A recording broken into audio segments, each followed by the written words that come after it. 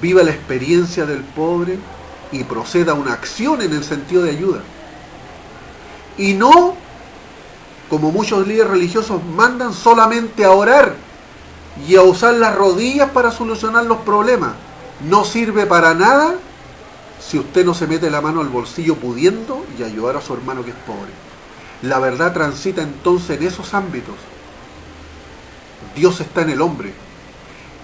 El mayor milagro puesto a disposición de la humanidad, porque a esta humanidad no le será dada milagro, dice el texto antiguo, sino la señal de Jonás,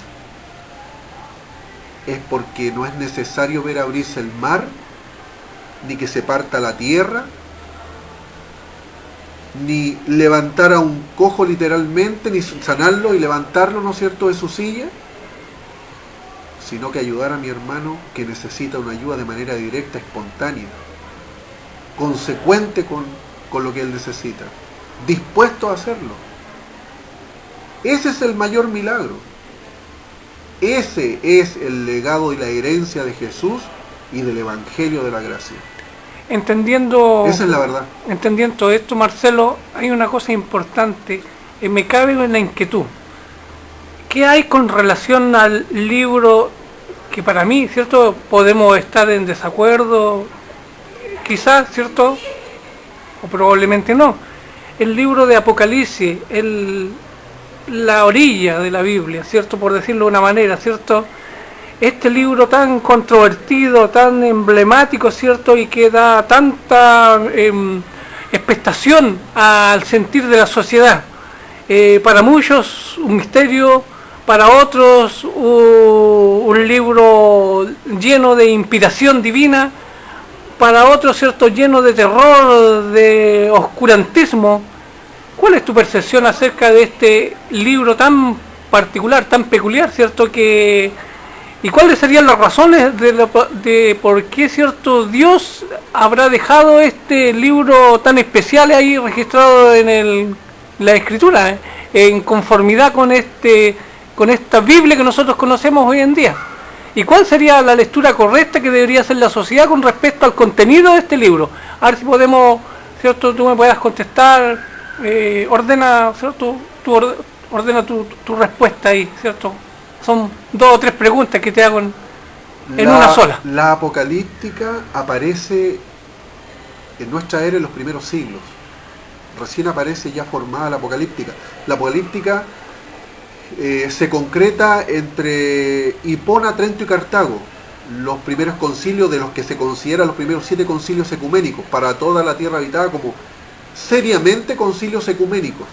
Posteriormente hubieron más concilios, pero no concilios ecuménicos para toda la tierra habitada, sino que concilios que favorecen solamente a una institución religiosa, claramente la católica romana, Vaticano II, Vaticano I, concilios derechamente manipulados y que no vamos a tocar en este momento. Pero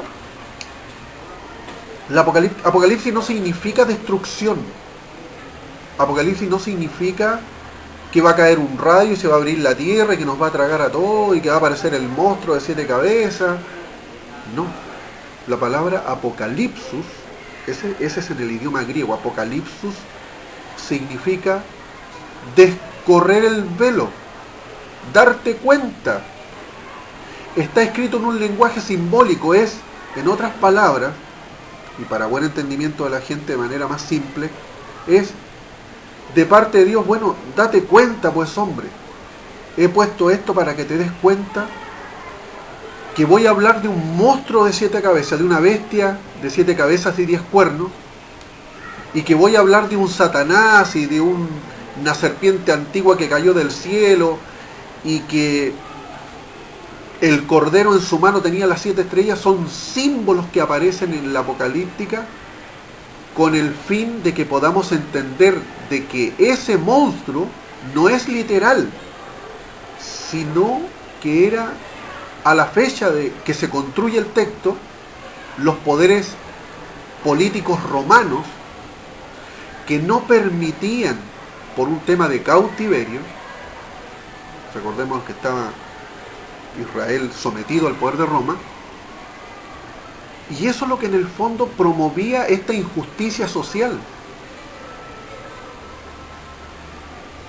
Apocalipsis está escrito en ese lenguaje porque había una orden del imperio de destruir no solamente la vida de los cristianos, sino que destruir los textos sagrados, todo lo que pudiera hacer crecer al movimiento de Jesús y del pensamiento y las ideas de este Jesús raya Cristo, de este ungido. La pregunta sería entonces, entendido en el lenguaje escatológico, la palabra escatología, estudio del escatón, es estudio de los eventos finales. La humanidad históricamente, queridos hermanos, ha luchado contra un gran monstruo, político, económico y religioso. Y estos poderes se han confabulado con el fin de centralizar núcleos de poder económico.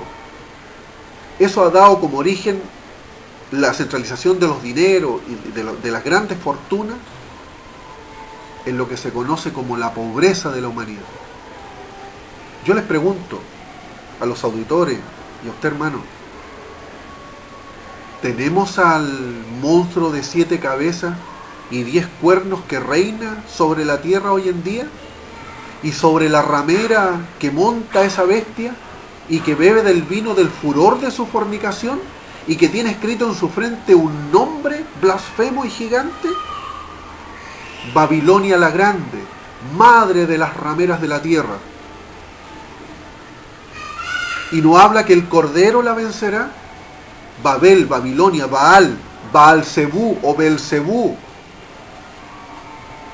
Es decir, el primer poderoso de la tierra, el imperio babilónico, como ejemplo para la humanidad, fue desastroso, porque permitía todas estas atropellos a las personas, hacerlos, esclavizarlos, hacerlos trabajar mucho por poco dinero, hacerlos trabajar muchísimas horas, si es posible, hasta que murieran.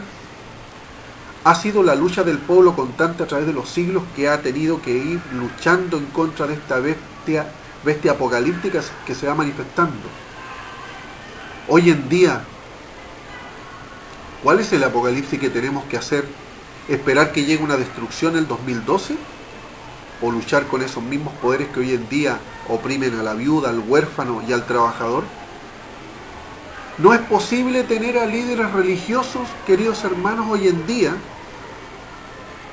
que nos diga que la solución va a venir del cielo, cuando la solución está en nosotros, de levantarnos y protestar por estas injusticias sociales, de levantarnos contra este monstruo económico, político, religioso, y decirles basta de ingresar tantas mentiras. ¿Cómo es posible, querido Enrique, que tengamos a líderes religiosos haciendo trasplantes de columna, haciendo apariciones de amalgamas de oro, haciendo saltar a la gente así tamaño de alto en los púlpitos y en los templos para supuestas sanaciones que nadie nunca ve? ¿Cómo es posible que políticos de este país se presten a través de leyes, por lo menos acá en mi país así ocurre, la famosa ley de culto, que permite, ¿no es cierto?, este tipo de prácticas en los templos? Las personas terminan limitadas psíquicamente a exponer lo que sienten, porque si opina distinto al líder religioso, entonces lo tomó el demonio. Otro dogma de fe venido del tercer y cuarto siglo, de un demonio personalizado, mitificado, y no preocuparse el origen del mal que viene desde el mismo hombre.